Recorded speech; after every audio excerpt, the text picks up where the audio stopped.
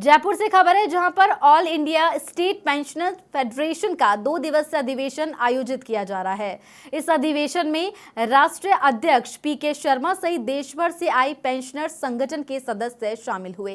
कार्यक्रम की शुरुआत विधिवत पूजा के साथ की गई। इसके बाद पिछली बैठक जो गुजरात में आयोजित हुई थी उसकी रिपोर्ट प्रस्तुत की गई और फेडरेशन के दिवंगत सदस्यों को श्रद्धांजलि भी अर्पित की गई। अधिवेशन के दौरान पदाधिकारियों ने सरकार के प्रति नाराजगी जताई। उनका कहना है कि पेंशन भोगियों की लंबे समय से चली आ रही मांगों और विसंगतियों का अब तक समाधान नहीं किया गया है।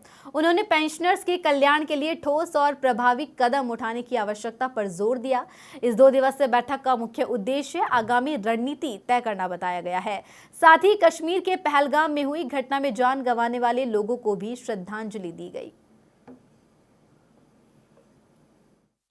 एक्चुअली हम लोग स्टेट के पेंशनर्स हैं और पेंशनर्स के लिए ये सरकार बहुत ज़्यादा हम लोगों की उम्मीद पर खरी नहीं उतर रही है।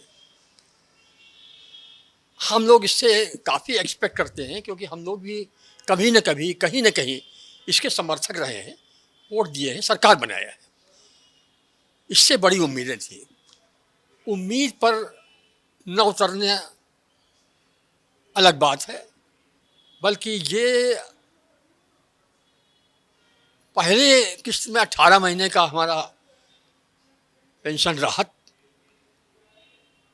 नहीं दी।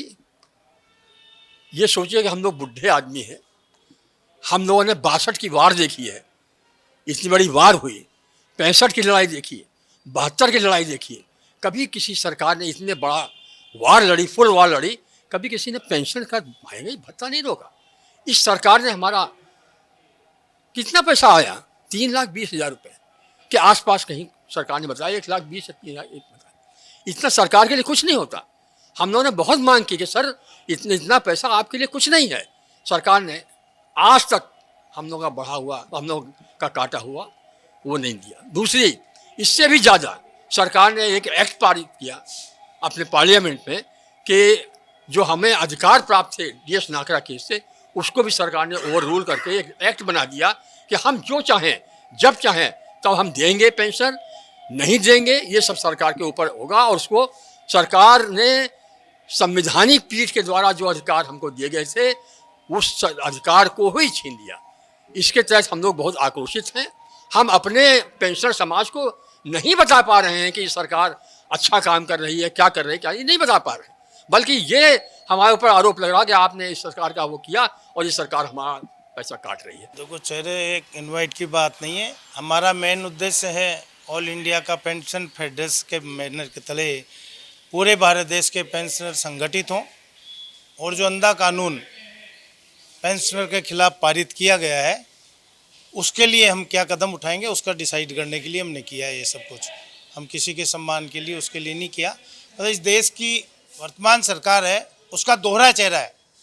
एक तरफ जिन लोगों ने 30-30, 35-35 साल इस देश की और राज्य की सेवा करी, जिनको संवैधानिक पीठ से जो हक मिला पेंशन का उसको छीन रहे हैं, और दूसरी तरफ जो जनप्रतिनिधि के नाम में, जनसेवक के नाम पे चुन के आ रहे हैं, उनको हर 5 साल पे अगर कोई 5 बार रिपीट होता तो उसको 5 बार की पेंशन दी जा रही है। तो ये बड़ी दुर्भाग्यपूर्ण स्थिति इस देश की और इस राज्य की।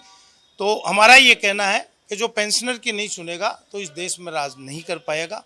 पेंशनर संगठित होंगे, अपने अधिकारों के लिए संघर्ष करेंगे, पहले भी संघर्ष किए हैं। और राजस्थान के तो अभी मैं पेंशनर हूँ, जब हम कर्मचारी थे निवर्तमान सरकार ने राजस्थान के कर्मचारियों के साथ कुठाराघात किया था तो राजस्थान के कर्मचारियों ने उनको जवाब दिया और वो समय में जो कर्मचारी थे आज पेंशनर है। अगर भारत देश की सरकार भी अगर पेंशनर के साथ कुठाराघात करेगी तो राजस्थान का पेंशनर नहीं, राजस्थान के कर्मचारी भी हमारे साथ हैं और भारत देश के कर्मचारी भी हमारे साथ रहेंगे। खबर जयपुर से है जहां जनगणना 2000